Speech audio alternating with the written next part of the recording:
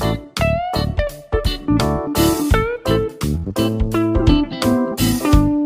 you can't have a government that has a conversation with criminals. Any criminal who takes up a gun against law enforcement must be dropped down.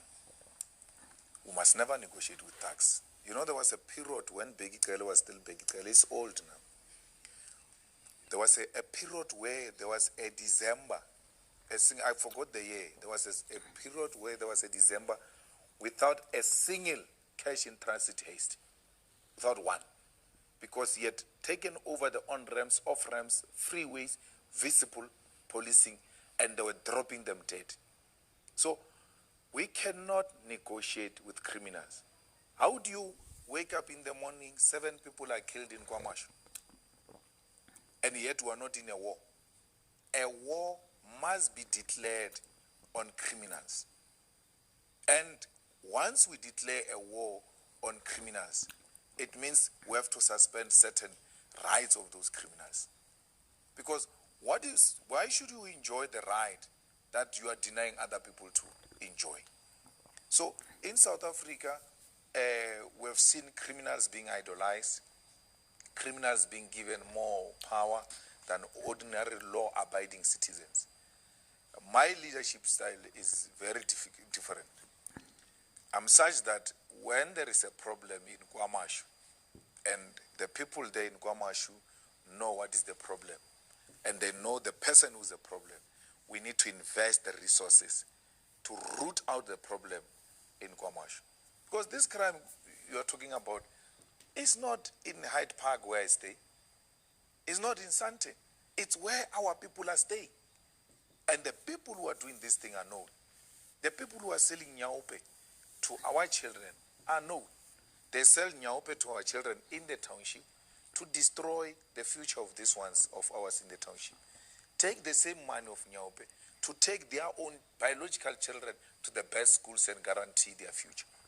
So we ought to declare crime against them. Every time illegal alcohol is found and destroyed, there are cameras everywhere to show that alcohol that they took during lockdown, yet they're destroying it. There was a cocaine drug bust now in Durban of billions. Where are those drugs? Why, when they are destroyed, they are not being destroyed in public the same way they do with alcohol? They just announce that they are drugs which are found, this is how much they are worth, and then they take them. Those drugs still find the way back into the township. Why has nobody ever asked the question? We can see all of these drugs. Where are they being destroyed? It's not a big one. This is the second big one this year alone of drugs. Why? Thank you so much for your time. Can you just tell us where these drugs come from? I know it's busts that have been happening all over the country. Elaborate on the details there. Well, very good morning and thank you for the opportunity. Today we are witnessing the destruction of drugs, 5 tons of drugs with a street value of 800 million rand. So these were drugs that were collected during our crime prevention operations, and they include cocaine, man-drug tablets, as well as heroin. This is not the first drug destruction. This is actually the third in this financial year. Since April, we've had 3 of these. In the last month, destroyed drugs worth 170 million rand in Cape Town. And there's an impression that, these drugs, we never see them being destroyed. What informed your decision to eventually, show the public how you dispose of these narcotics? So it's quite important to highlight that this is a regular process. So every year we conduct these drug destruction processes where we destroy drugs that were collected during our operations throughout the country. This, I think, is an opportunity for the nation to see what the police do with the drugs that have been collected throughout these operations. So every year, this is what we do, 3 to 4 times a year. Once cases have been finalized, we obtain a court order. We get permission from court to destroy these particular drugs. So some of the drugs that are going to be destroyed today are linked to high-profile cases, and one of those cases is the drug bust that happened last year in August in Cape Town, where our police intercepted a truck that was transporting drugs worth 400 million rand. So we know in that particular case, 3 people have already been convicted. The 3 main suspects that were arrested, they have been convicted. One was sentenced to 8 years imprisonment. The other was sentenced to 6 years imprisonment. And the third convicted suspect was convicted to 1 year imprisonment sentence. So we are quite encouraged with the operations that are being conducted by our members throughout the country.